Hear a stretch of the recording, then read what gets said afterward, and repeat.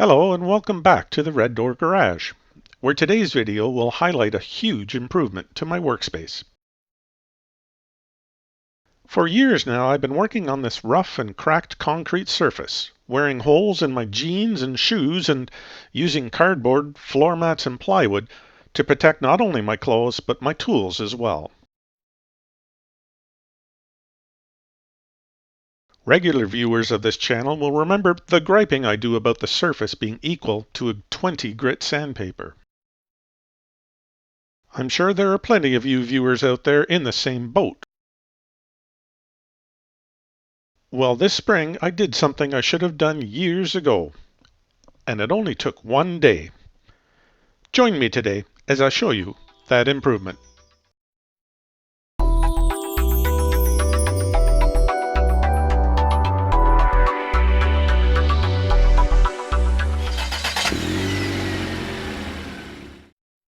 So here is the result, and remember, they started their work at 9 o'clock in the morning.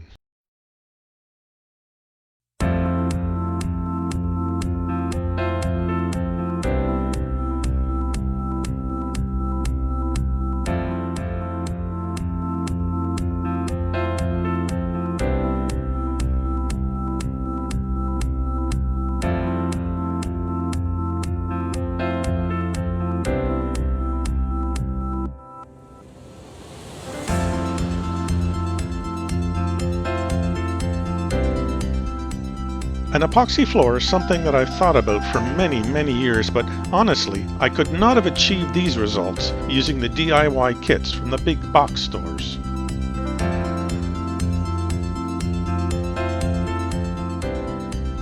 I did not film the application process. There are tens of thousands of YouTube videos showing the same work, but I do know that the prep work needed to get the results like this requires professionals using professional equipment. The guys used their diamond grinders, filled all the cracks, laid down the color coat, and then applied over 60 pounds of acrylic flakes.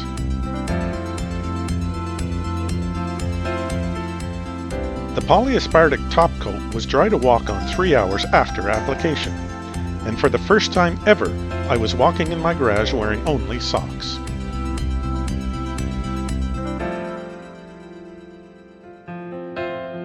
There is no way I would have been able to produce this quality of work by myself.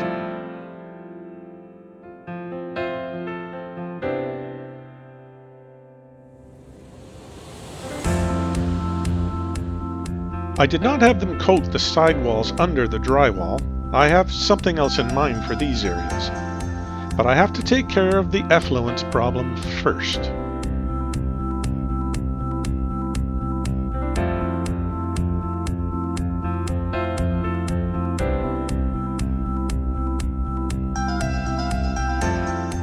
This was a great way to purge all of the extra junk that was thrown in the garage for storage, and a positive incentive to keep the garage clean, uncluttered, and an efficient workspace.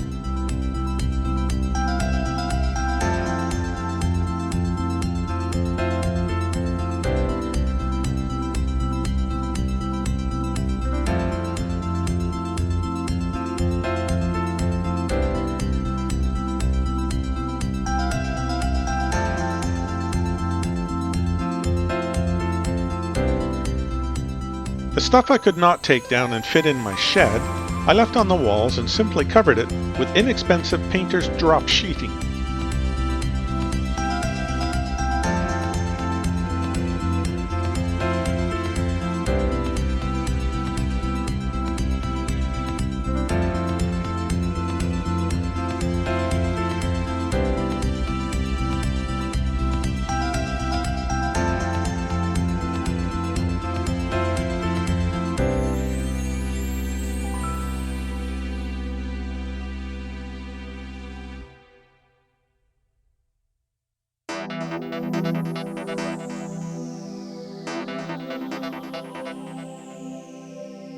Now it's time to tear down the protective sheeting and start emptying the shed.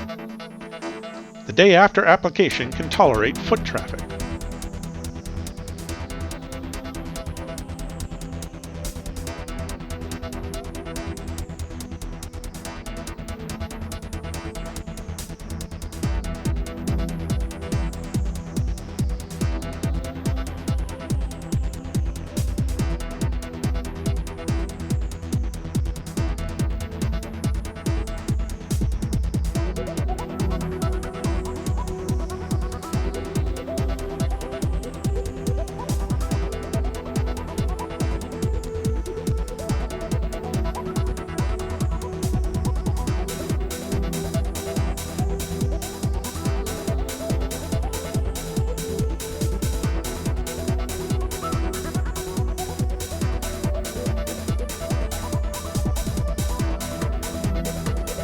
The second day, I'm returning more items to their designated spots, and the floor can tolerate light-wheeled traffic.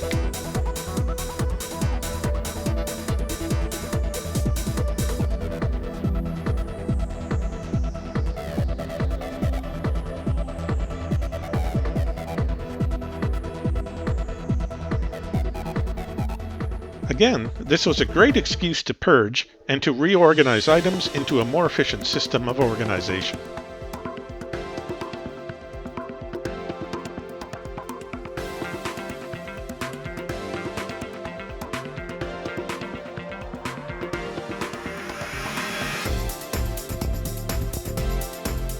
I'm rehanging some artwork that I made when I was in school.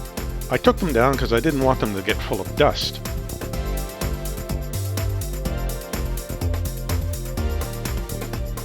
They are here in my garage because I was told that they do not agree with our home decor.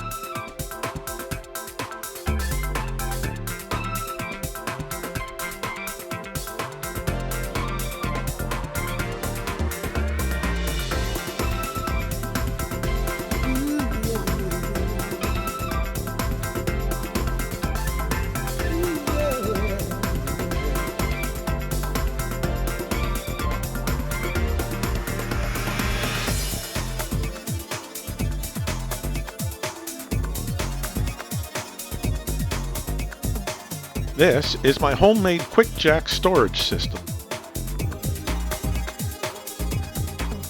I'm anchoring it to the wall studs using large lag screws.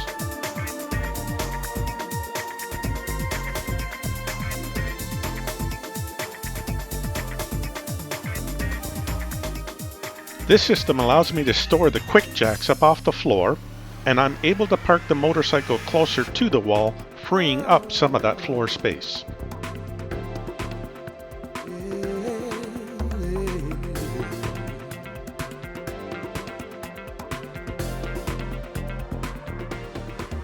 I'm still using a floor mat to store the jacks, but instead of protecting the painted surfaces from the rough concrete, I'm using the mat to protect the shiny floor from scratching by the jacks.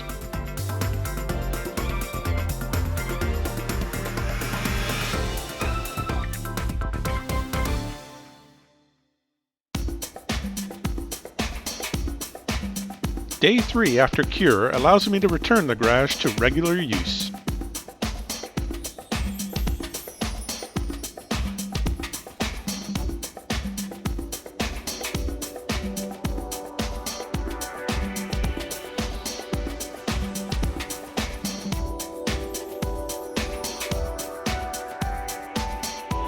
I cannot believe how easy it is to move the bike on its dolly now. The wheels were getting destroyed by the rough concrete, but now they just glide over the glossy surface.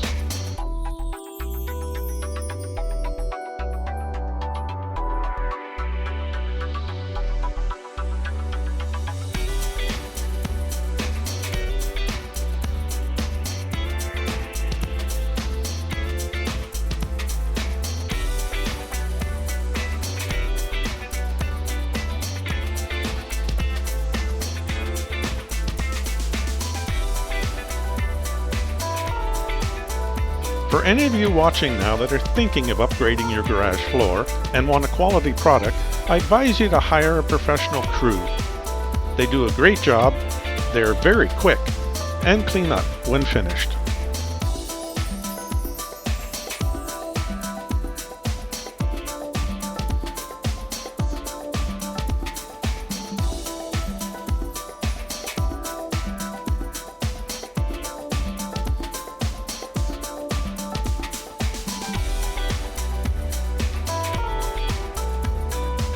For me, I know it will be so much more enjoyable to work in here, and it was worth every penny.